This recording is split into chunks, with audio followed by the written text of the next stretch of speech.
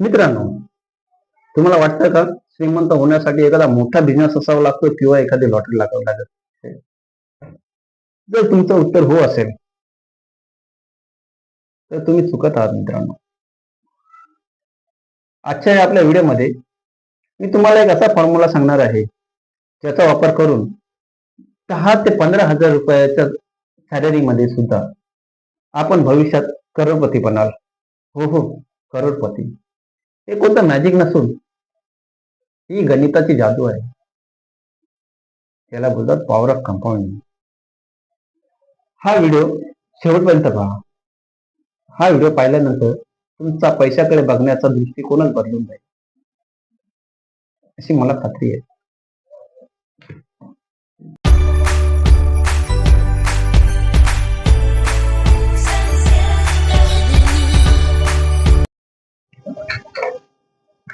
नमस्कार मित्रांनो, मी Santosh Dethe big bite या आपल्या युट्यूब चॅनल मध्ये आपलं स्वागत करत आहे. श्रीमंत बनायचं आहे, सगळ्यांनाच बनायचं आहे, पण श्रीमंत बनण्याचे काही नियम आहेत. श्रीमंत बनण्याचा पहिला आणि एकदम महत्वाचा नियम आहे, तुम्ही किती कमवता यापेक्षा तुम्ही किती वाचवता आणि ते कुठे इन्व्हेस्ट करता हे समजून घ्यायचं असेल तर आपण एका उदाहरणाने पाहू. श्याम आणि रवी हे दोन मित्र. श्यामने आपल्या वयाच्या 25व्या वर्षापासून एखाद्या चांगल्या म्युच्युअल फंड मध्ये इन्व्हेस्टमेंट सुरू केली. इन्व्हेस्टमेंट बोला किंवा SIP सुरू केली. आणि त्याने आपल्या मित्र रवीला सांगितलं, भाई कायचा विचार केला पाहिजे, आपण इन्व्हेस्टमेंट सुरू केली पाहिजे, SIP सुरू करतोय मी, अशी SIP सुरू केली, तूही कर, भविष्यात आपल्याला फायदा होईल.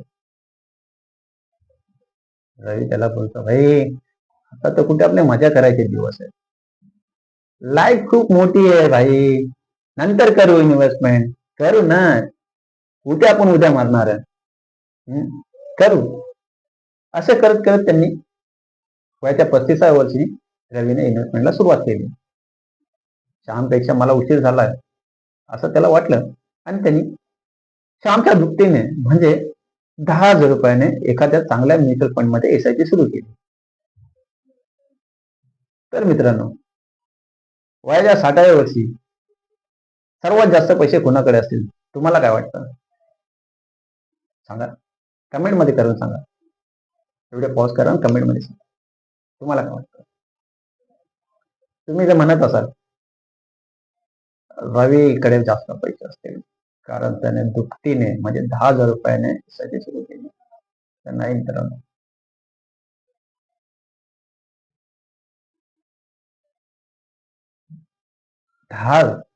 जर रुपयाने सुरुवात करूनही रवीकडे जास्त पैसे नसतील. सरासरी 12 ते 15% रिटर्न यांना जर मिळाले असेल तर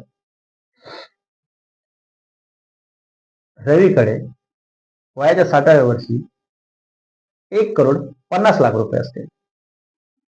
पण श्यामने लवकर सुरुवात केली त्यामुळे वयाच्या 60व्या वर्षी त्याच्याकडे तलब 3 करोड रुपये असतील.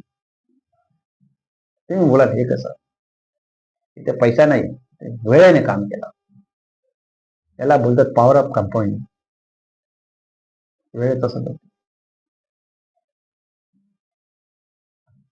त्यासाठी 3 उपाय.